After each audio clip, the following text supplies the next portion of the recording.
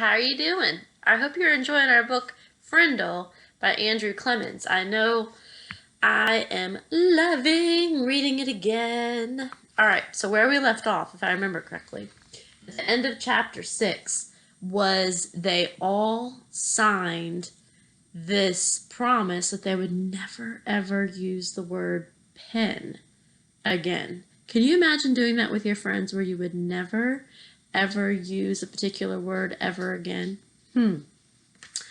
If it was, maybe you could write about it today. You could think about a word that you promised you would never use again and how you could maybe use different words in place, and then maybe you could actually get your friends to sign it.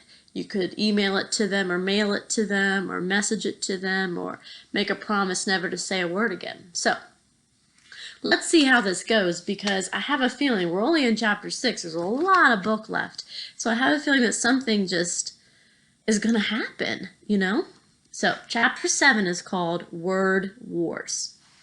School was the perfect place to launch a new word, and since this was a major historical event, Nick wanted it to begin in exactly the right class, 7th period language arts. Nick raised his hand first thing after the bell rang and said, "Mrs. Granger, I forgot my Frindle." Sitting 3 rows away, John blurted out, "I have an extra one you can borrow, Nick." Then John made a big show of looking for something in his backpack. "I think I have an extra Frindle. I told my mom to get me 3 or 4. I'm sure I had an extra Frindle in here yesterday, but I must have taken it. Oh, wait. Oh, yeah. Here it is." And then John made a big show of showing it over to Nick, and Nick missed it on purpose. Then he made a big show of finding it. Mrs. Granger and every kid in the class got the message loud and clear. That black plastic thing that Nick borrowed from John had a funny name, a different name, a new name, Frindle. There was a lot of giggling, but Mrs. Granger turned up the power in her eyes and swept the room into silence.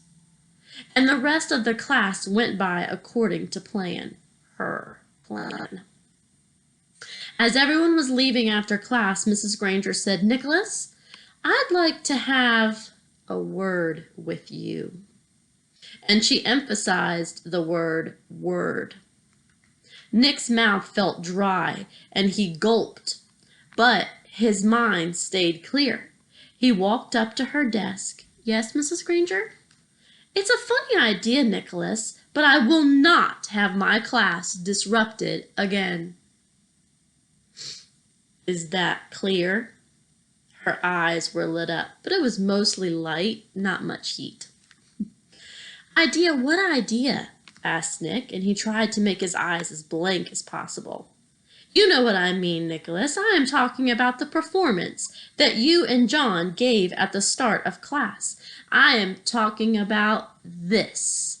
And she held up her pen, an old maroon fountain pen with a blue cap. A fountain pen are like the old ones that kind of are a little bit more fancy. "But I really didn't have a Frindle with me," said Nick, amazed at his own bravery. And hiding behind his glasses, Nick kept his eyes wide and blank. Mrs. Granger's eyes flashed and then narrowed, and her lips formed a thin, hard line. She was quiet for a few seconds, and then she said, "I see. Very well. Then I guess we have nothing more to discuss today, Nicholas. You may go." "Thanks, Mrs. Granger," said Nick, and he grabbed his backpack and headed for the door. And when he was just stepping into the hallway, he said, "And I promise I won't forget my Frindle ever again, okay? Goodbye." That's the end of this chapter. It was a very short chapter. What do you think? That was it. That was his first experiment in class with Miss Granger. What? Do you think it went as he planned? Do you think Miss Granger is really just going to let this go?